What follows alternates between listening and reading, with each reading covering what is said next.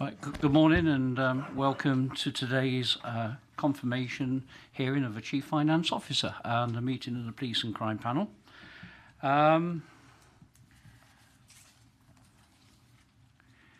Like I said, it is in the form of a confirmation hearing, basically, the meeting is today, and for the Chief Finance Officer or Director of Finance of the OPCC.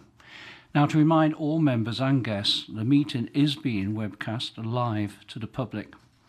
For those not able to watch the footage live, the webcast will be available for viewing on the County Council's website after the meeting. Please can I remind members to switch their microphone on when speaking and, more importantly, to turn it off when they have finished speaking. Moving to the... Oh, sorry.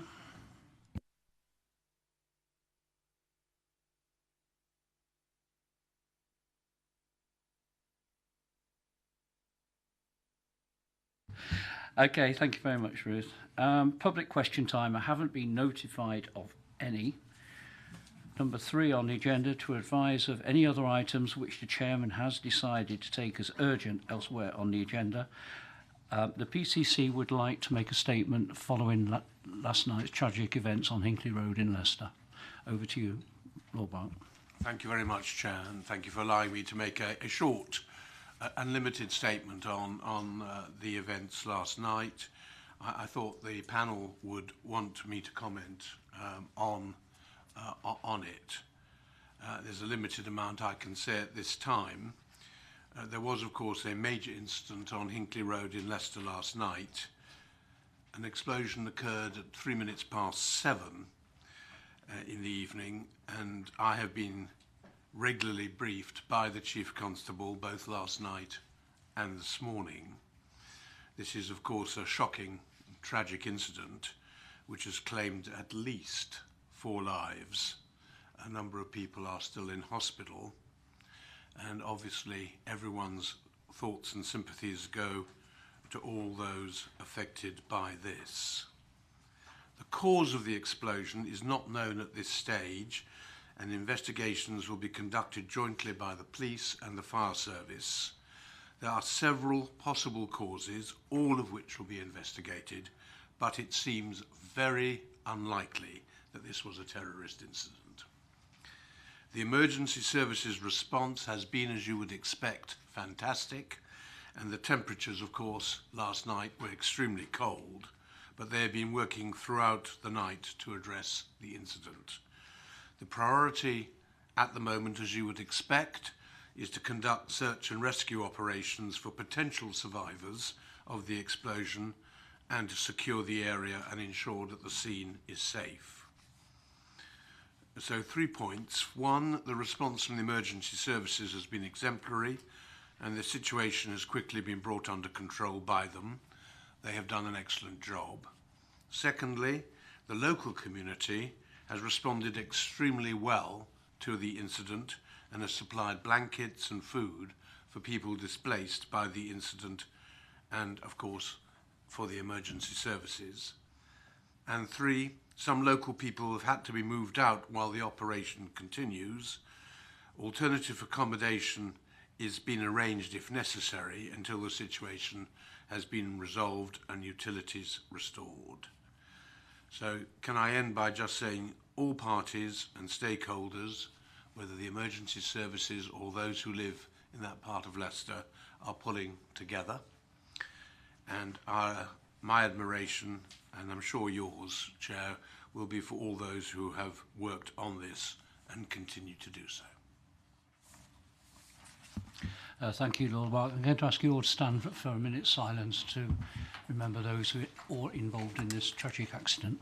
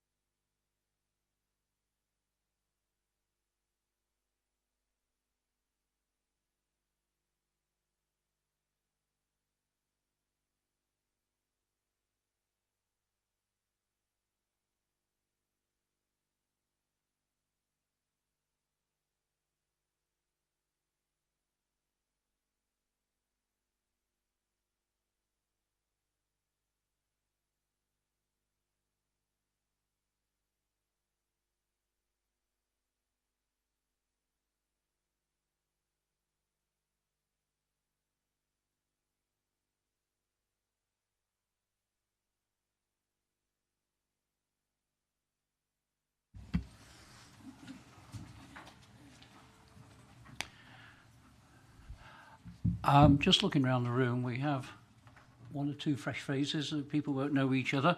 So I think it's right at this stage just to shoot round clockwise, as always, with myself, for a brief introduction on why each person is here today. Trevor, you can go first. Morning. Councillor Trevor Pendleton, CSP Chair, North West Leicester District Council. Good morning, I'm Lauren Haslam, I'm Director of Law and Governance at the Leicestershire County Council.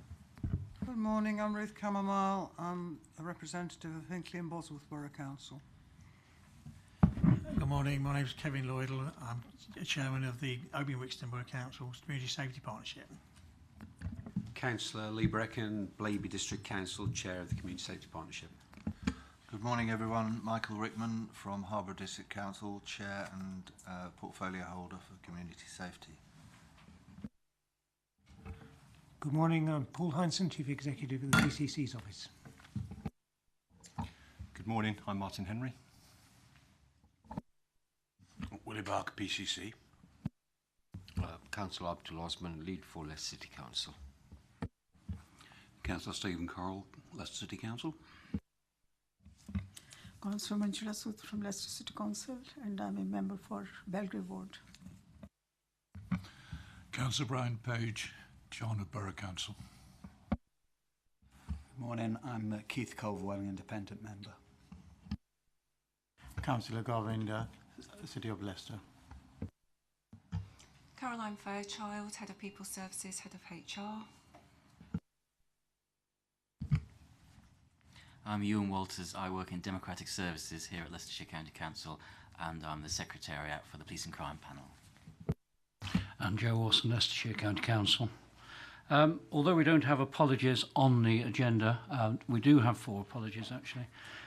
We have Councillor Boyce, as you've already heard, ably represented by Kevin. Councillor Melise Graham has sent his apologies. He was due to be substituted by Alan Pearson, but he can't make this morning either.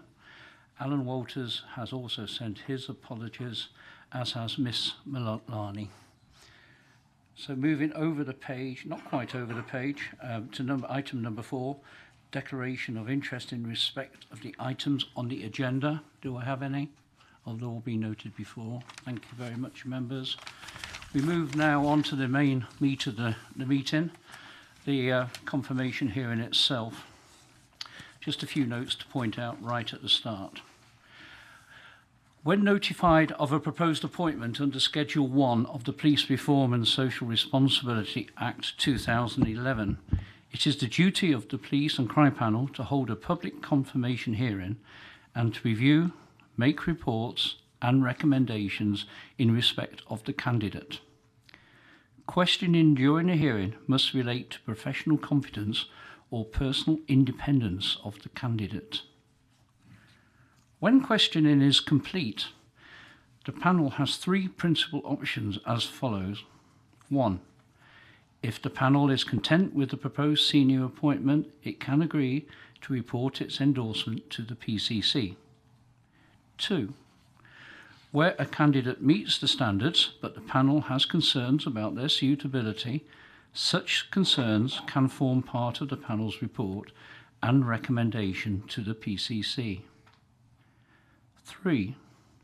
In the event that the panel determines that the candidate does not meet the requirements for the post, the panel may provide advice and recommendations accordingly to the PCC in its report. The chairman of the panel will write to the PCC on the next working day following the confirmation hearing to outline the decision and recommendations of the panel. The candidate will also be sent a copy of the letter. Should the recommendation be that the proposed candidate be endorsed, then the applicant can take up the post. Following a refusal recommendation by the panel, the PCC has the following options. The PCC continues with the appointment, and under these circumstances, the PCC should publicise a response focusing on why he felt that the candidate did in fact meet the minimum standards for the post. The candidate can also decide to withdraw. And the PCC can decide not to appoint and instead set out a timetable for a new appointment. I'm now going to invite Lord Bark, the PCC, to explain why he chose the candidate for the post and the process applied. Lord Bark, I'll leave it to you whether you want your candidate to stop in the room or not. I'll leave that totally to your decision. It may save embarrassment, it may not. Thank you very much, Chairman, and thank you to members of the Police and Crime Panel for assembling on a Monday morning to deal with this matter. I'm very happy for Martin to stay in the room while I very shortly set out why I am asking the panel to endorse his appointment as Chief Financial Officer. You will have got in front of you, I think, the paper from my Chief Executive Officer, of course, who's sitting next to Martin, and that really speaks for itself. Following the background, the recruitment process is set out in paragraphs 7 and 8, but I want to move forward. The criteria set out at Appendix A. I want to set out as to why I am sure that Martin Henry is the suitable candidate for this particular post. In paragraph 11, it sets out in clear terms Mr. Henry's background, which is in excess of 20 years' experience in local government finance, working for 2 county councils, 3 borough councils and 2 district councils. And the last 12 years of that experience as Chief Finance Officer and last 5 as Director of Resources and Chief Finance Officer, not just for 1 district council, but for 2. That's a pretty good experience of finance in the public sphere, I would have thought. And I know he's happy to answer any questions the panel may have of him regarding his past career. But that was impressive enough when it was on his CV, but when he was interviewed by me and 2 others from the OPCC, he impressed us as someone who has a really deep knowledge of how finance works in this field, and someone who was extremely keen to come and work for the OPCC. We had a superb treasurer in Helen King, which many members of this panel will remember well.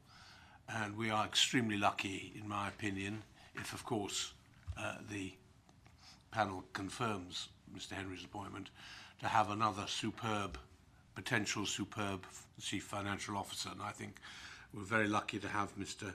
Henry apply. And I had no hesitation at all in choosing him from the number of candidates who were present on that day. Others were good too, but he was outstanding. There's very little else I want to say apart from that, Mr. Chairman. Of course, I'll answer any questions, but I think you'll be wanting to get on to ask Mr. Henry some questions. I don't believe there are any questions, and I don't feel they're appropriate either of you, to be fair. But I'm now going to invite the candidate, Martin Henry, and welcome Mr. Henry, to explain why he chose to undertake this new role and how he feels he is qualified to undertake the role of CFO. And Lord Bark, I'm going to invite you to leave the room at this point. Thank you. Obviously, we'll send a messenger as soon as we finish. Thank you.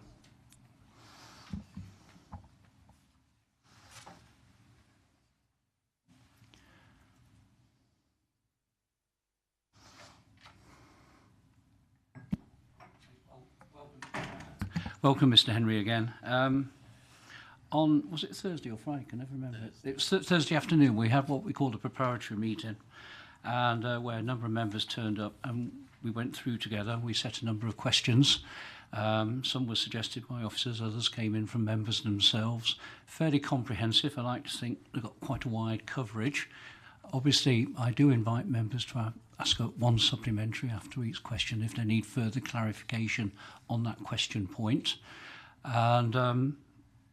And basically, I don't know how long this will take, but it always takes a lot longer than what I ever imagined because members are quite enthusiastic about their questioning. The one bonus I always have as chairman is asking the very first question, Mr. Henry, and it's always the simple one, I think. So, how has your career prepared you for this role, given that you have no previous experience in policing? In what ways exactly does your skill set and experience complement that of the Police and Crime Commissioner? Okay, thank you, Chairman, and good morning, everybody. I think based on what Lord Buck said in relation to the experience that I have, my background is local government finance, Chief Financial Officer for a number of years since 2004, looking after first one local authority and then for the final 5 years of my career, looking after two authorities, taking on the role of Chief Financial Officer and Director of Resources. So looking after not just the money, not just the finance, but also things like HR, ICT, democratic services, and a range of other back office support services.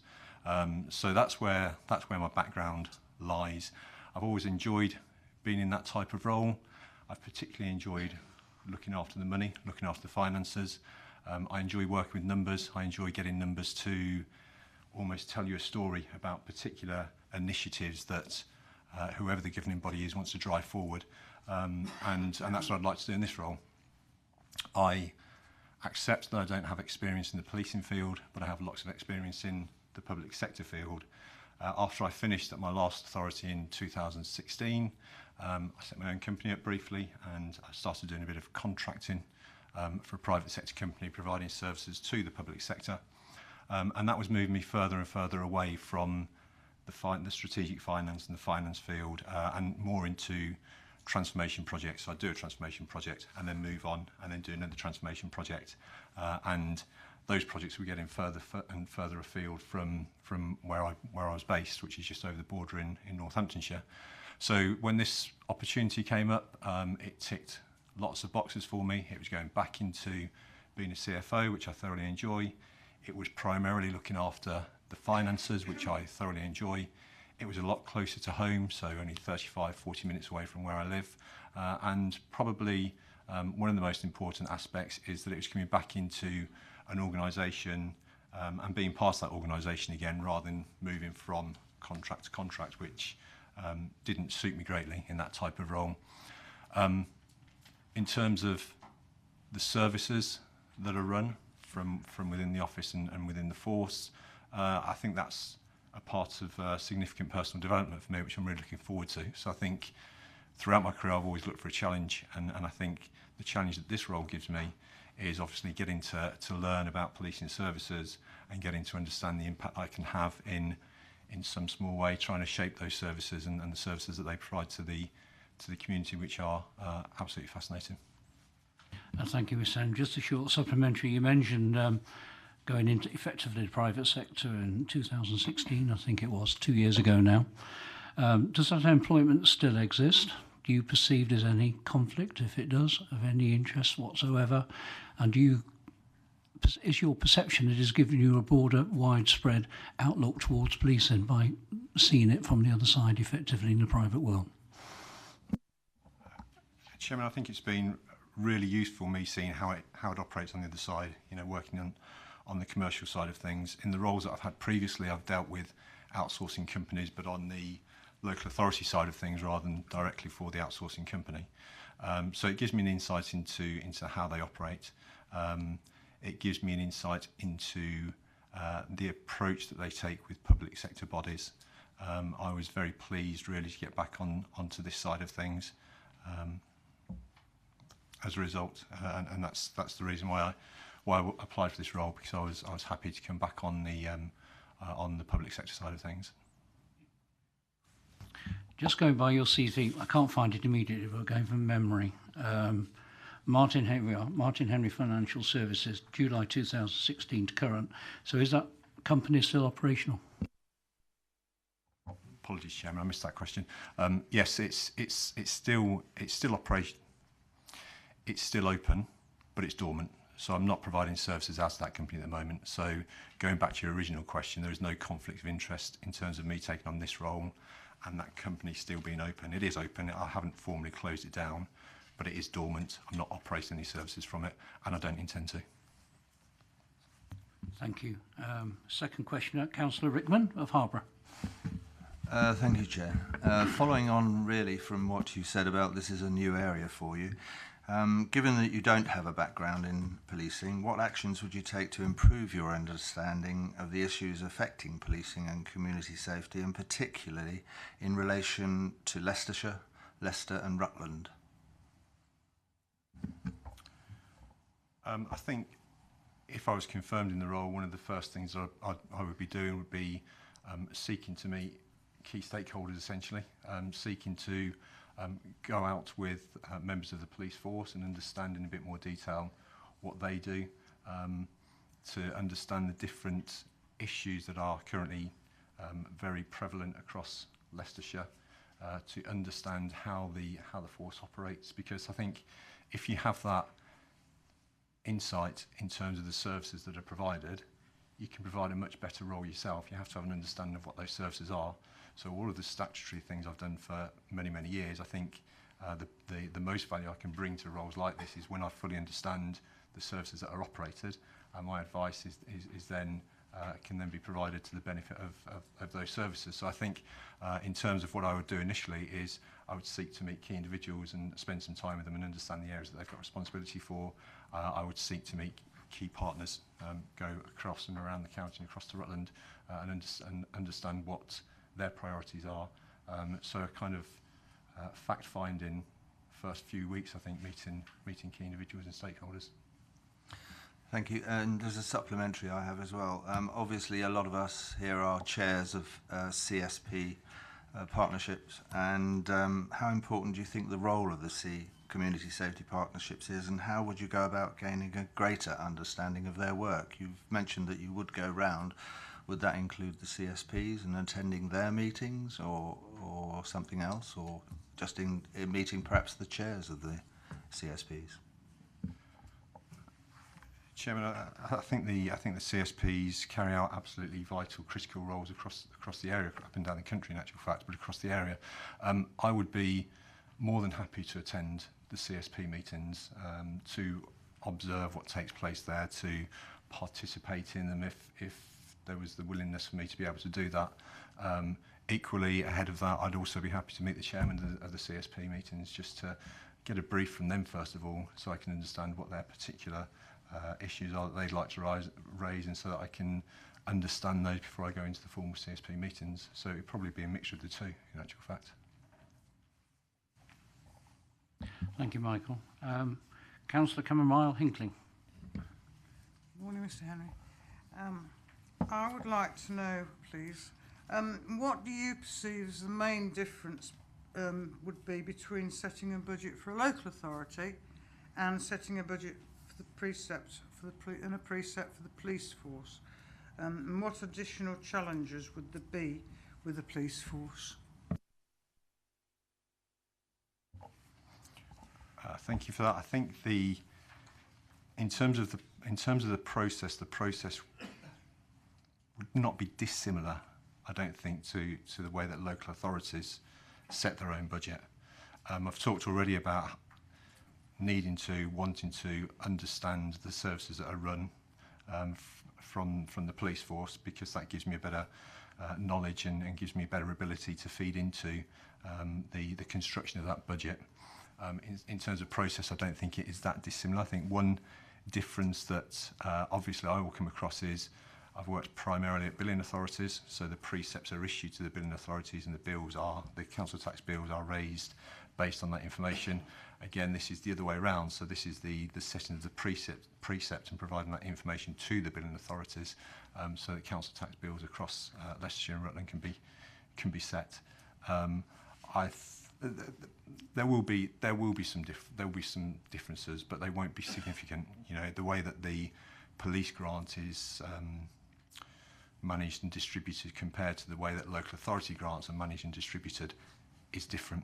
You know, there's a cash freeze for the police grant. There isn't that luxury, I guess you could say, for local authorities, where they get fairly scathing reductions going forward. But there are also some common themes around making cases about the fair level of funding being distributed to police forces, police commissioners, local authorities, in relation to updating particular factors that feed into the funding model. So I think what my experience will give me is being able to make those arguments for the police, just like I did for local authorities when I was in that particular type of role. And the challenges, do you think there's any special challenges? Challenges in this role, there is a limited financial envelope that we have, so there is, you know, I've talked about a cash freeze already. That means we're not getting more money, even though the demand for services is going up. The medium-term financial plan shows that there's a deficit of about £9 million over the next 4 years, and that will need to be addressed pretty quickly. There is some reliance on reserves, and there will need to be an exit strategy to get away from that reliance on reserves, so we're not funding any ongoing expenditure through one-off funds. So they are the challenges. I'd probably pick out the medium-term revenue plan deficit and the increase in demand, and therefore the increase in costs, and the not increase in level of grant that goes with that. So trying to make all of those ends meet. Thank you, Ruth. Councillor Govin, Leicester City. Sorry, thank you, Chair. Morning, Martin. The police, along with the rest of the public sector, are in for a prolonged period of reducing resources. Please set out some of the key aspects of financial management / leadership you believe are important given this background. What experience do you have of delivering improving service at a time of diminishing resources, and how would you set about this task?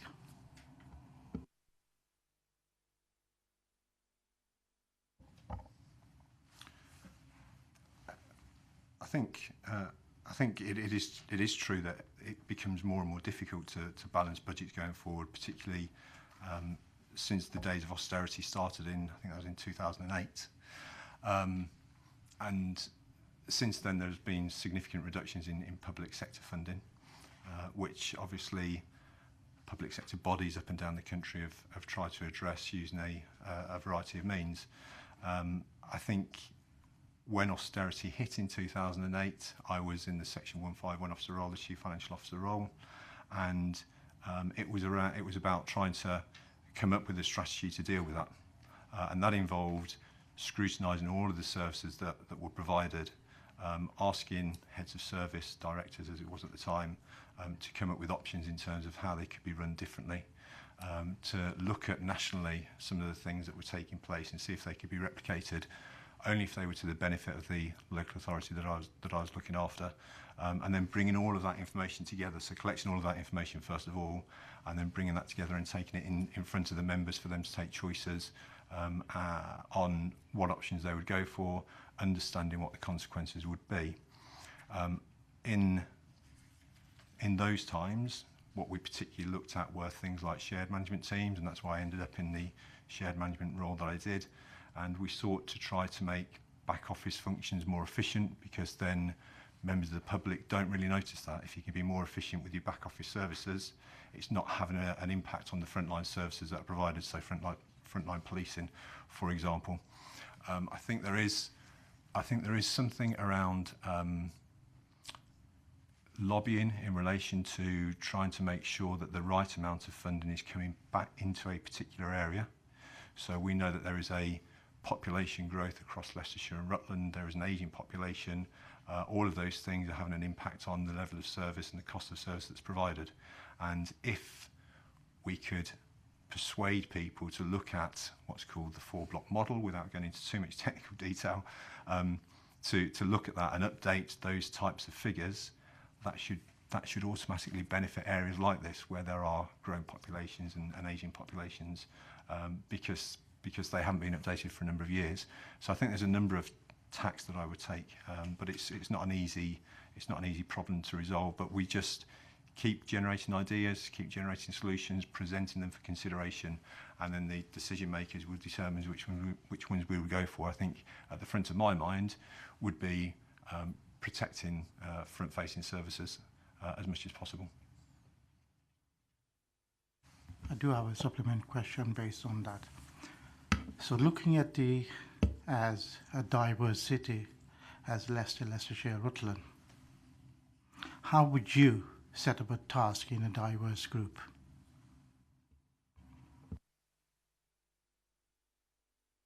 So how would I set up a task?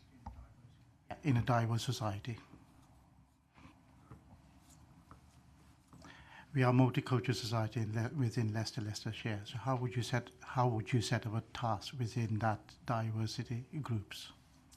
Yeah, I think it goes back to meeting people initially, if confirmed in the role, and understanding the different groups' views and the diverse areas that they have responsibility for, and then bringing that information and bringing those individuals together to try and get a collective view, if we can, on how we deal with those particular points that have been raised.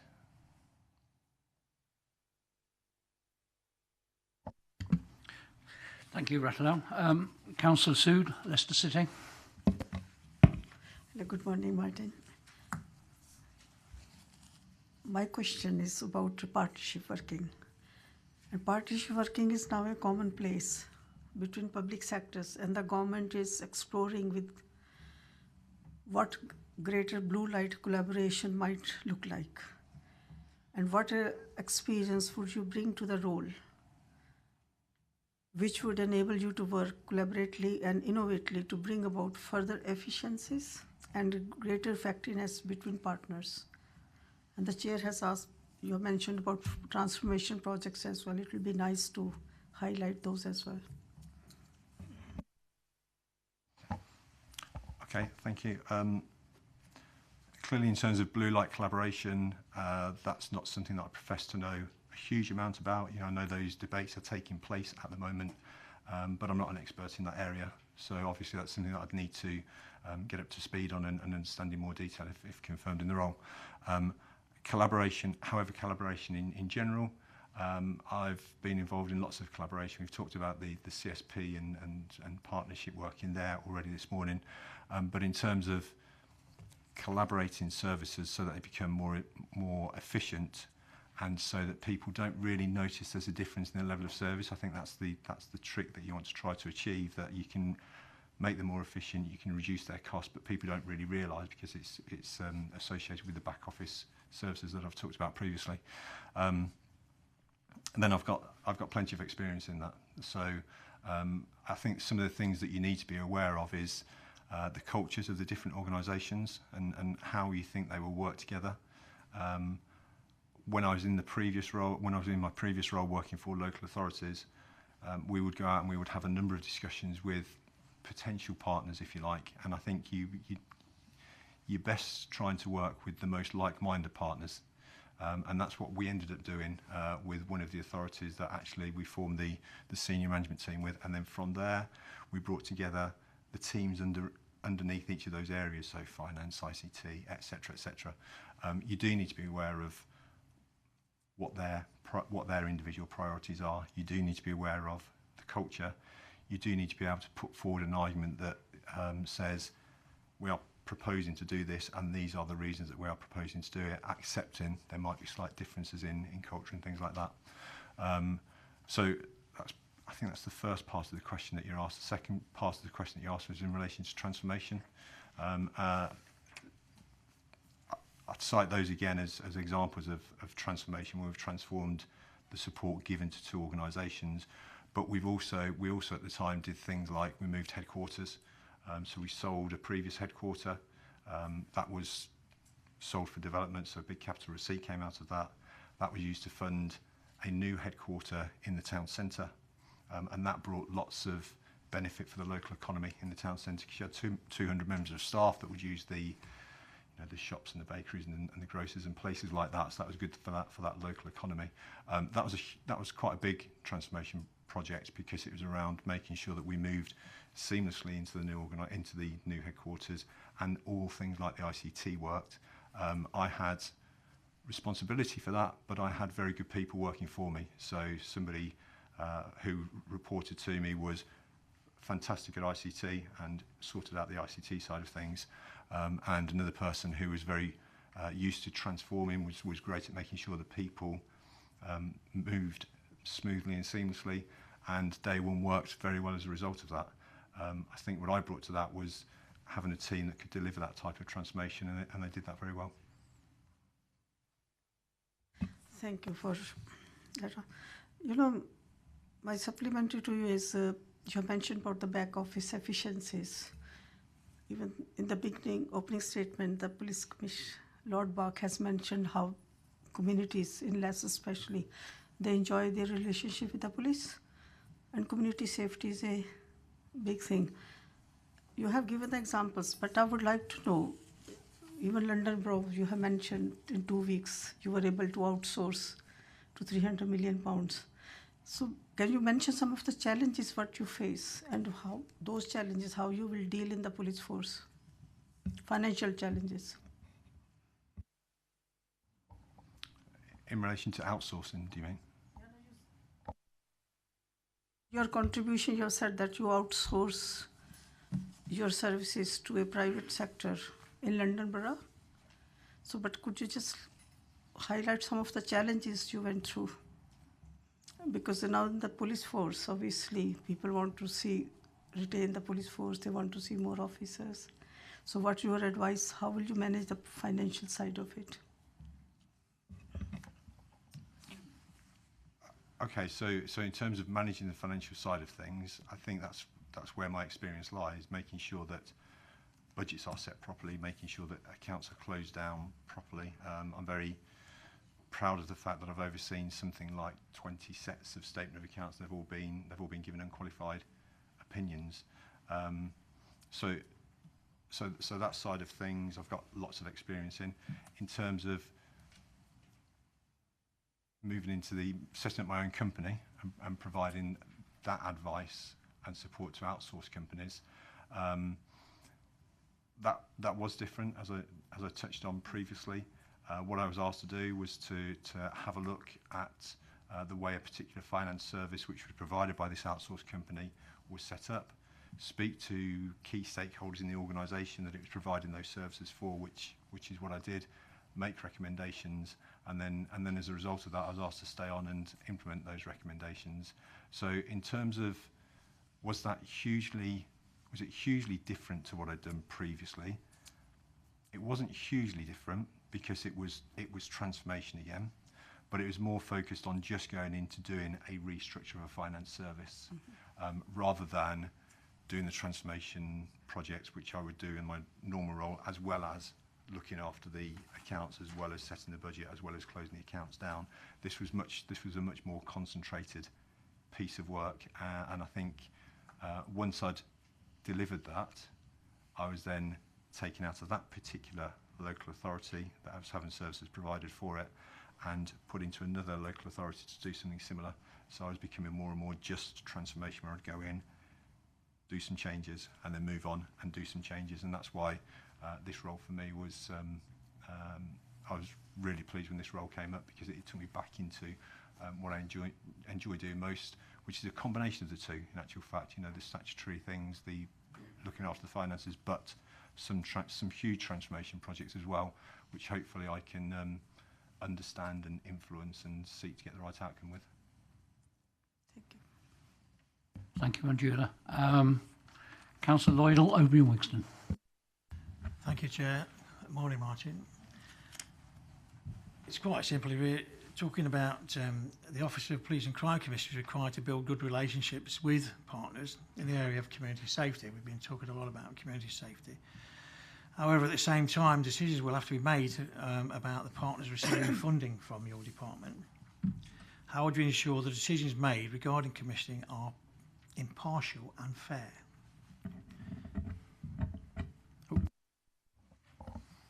Okay, thank you for that. I think it's all. I actually think it's all about the procurement process that you go through. So I think it's understanding clearly the services that you want to run, and I think some of that is set out in the police and crime plan. Understanding how you're going to get to that and the kind of contracts that you want to issue. Specifying clearly what you want the potential providers to provide for you, and then going through a robust tendering process where you are marking them based on the quality of the bid, based on the financials associated with the bid, where you take them through a thorough process where you put them in front of a number of individuals and panels, and you score them fairly and transparently. And at the end of that process, what you should have is the provider that is best placed to provide the services that right at the outset you specified, and that's the final test to make sure that what they're offering is in line with what you specified in the first place. it's about commissioning. You just mentioned the commissioning agreement and assessing the bids. Have you had any previous experience with the sounds of what I've read so far that it may be the answer is yes? And if that's the experience you've had, how would you monitor the progress of those particular commissioning bids and the outcomes that you want? Is there anything there that would suggest that you wouldn't put something in place that says we need to find out how it works? Again, I think as part of the specification document, you would hope that there are some outcomes in there so that you can actually measure those outcomes as you go through the life of the contract. Previously, I had responsibility for procurement, so whilst I didn't run the day-to-day side of procurement, I did get involved in marking tenders, some tenders that came in. I mentioned earlier the move of the headquarters from one place to another within South Northamptonshire, and I was involved in evaluating that bid, for example, which was a fairly large bid at the time. But I think it's imperative that within the documentation that you issue when you first of all specify the contract and issue the contract, that you do have outcomes in there so that you can monitor those outcomes as you go through the life of the contract. Thank you, Chairman. Thank you, Kevin. Councillor Corral, Leicester City. Good morning. Simple question, not necessarily a simple answer. Could you give me an example on how you overcome resistance to change within any organisation?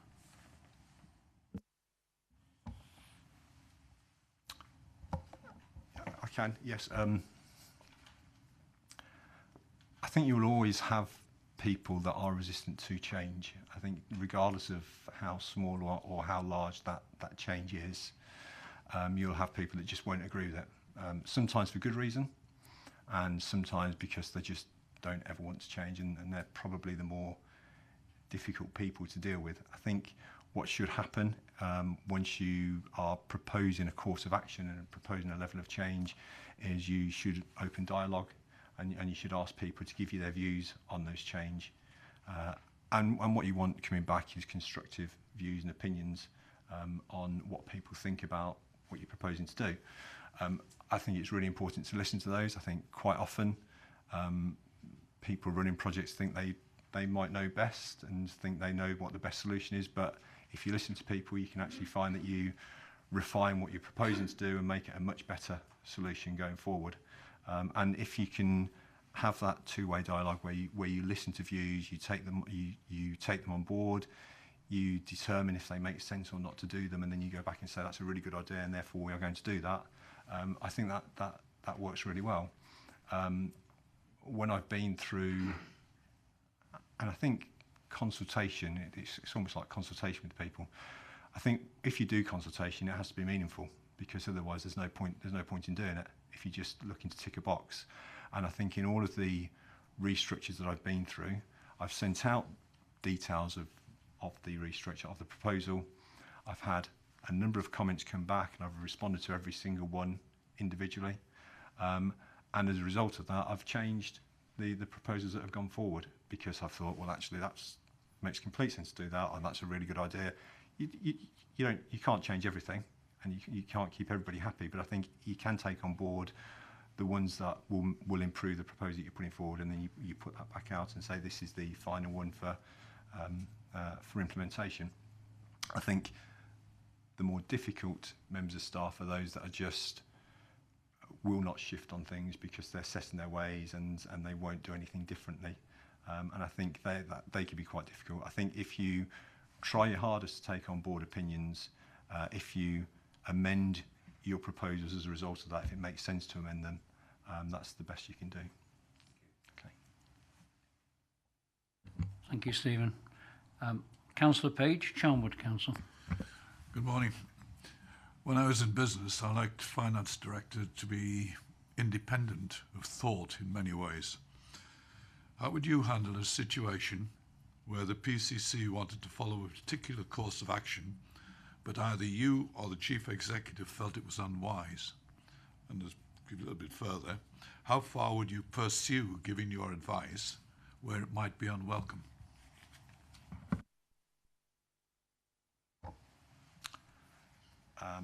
Okay, I think the role of the office, in my opinion, is to make sure we help to deliver the police and crime plan, which is obviously the Commissioner's document and his objectives for the term of his office. In the statutory roles that me and the Chief Executive are in, if something was being proposed which we didn't agree with or statutorily we could not do, we have a duty to say, we actually have a duty to say, you cannot do this for these reasons, and you set out what those reasons are. I think the role of the officers in the office is actually to advise. So if there are proposals coming forward, if there are options being considered, we will have our own independent views on those. We will convey those views. We will, if necessary, give advice on those views. It will be for the Commissioner to determine if he takes that advice or not. But I think there is a difference between giving advice on proposals that are coming forward, like I just explained, and where there is potentially a statutory breach about to take place, because if it's a statutory breach, then we have to stand up and be counted and say, you can't do that for these reasons. Thank you, Brian. Councillor Brecon, Blaby Council. Good morning, Martin. Following on from what Councillor Page has asked, two parts really to this question. How do you perceive the nature of the relationship between the Office of the Police and Crime Commissioner and the Chief Constable? And key to that is the Police and Crime Commissioner is being required to hold the Chief Constable to account. What is your understanding of these two relationships? Okay, thank you. I think the relationship between the Police Commissioner and the Chief Constable is crucial. You know, the better that working relationship is, in my opinion, the better the police services will be that are run across the area. So, and as I understand it, the relationship is very good. So that's where you would want to be, I think. So absolutely fundamental to ensure that relationship is as positive and good as possible. The role of the office and the role of the Commissioner is, as we all know, to hold the police force and the Chief Constable to account through a number of means. So, you know, performance management, for example, scrutinising that. From my point of view, scrutinising the budget proposals that come forward, scrutinising business cases that come forward, which might be in relation to collaborative projects that we've talked about previously, and just kind of sense checking them and constructively challenging and trying to improve them between us. So I think it's imperative that the relationship between the office and the force is as good as possible. I will make sure I work as hard as I can to try and achieve that, because I think if we are working closely together, then we can achieve more for the members of the public. That doesn't mean that there won't be constructive challenge. That doesn't mean that it's all a little bit too cosy, because that doesn't make sense. But it does need to be a close and strong working relationship. Thank you, Lee. Mr. Culverroyal, our independent member. We do have two independent members, as you know, but one sadly sent her apologies today. But Mr. Culverroyal. Good morning, Martin. Right, my questions are again on the nature of working relationships, which are so important. If appointed, how close do you believe your working relationship would be with the Assistant Chief Finance Officer, currently Paul Dawkins at Leicestershire Police? Obviously that role. And then very much closer to home, how do you perceive the nature and relationship between the OPCC and the Police and Crime Panel? And what actions might you take to enhance this relationship? Okay, thank you. Again, it really builds on the answer to the last question, I think, in relation to the relationship between the Chief Constable and the Police Commissioner. I'd say it's very similar for my role and the role of Paul Dawkins. Paul is obviously the Force Section 151 officer and Chief Finance Officer, and I can't carry out my role effectively without building a good relationship with him and his team, which I would seek to do as early as possible and would seek to grow that relationship as quickly as possible going forward. Again, with that healthy balance of constructive challenge where required, but it's absolutely imperative to me being successful in this role and therefore for the overall success of policing across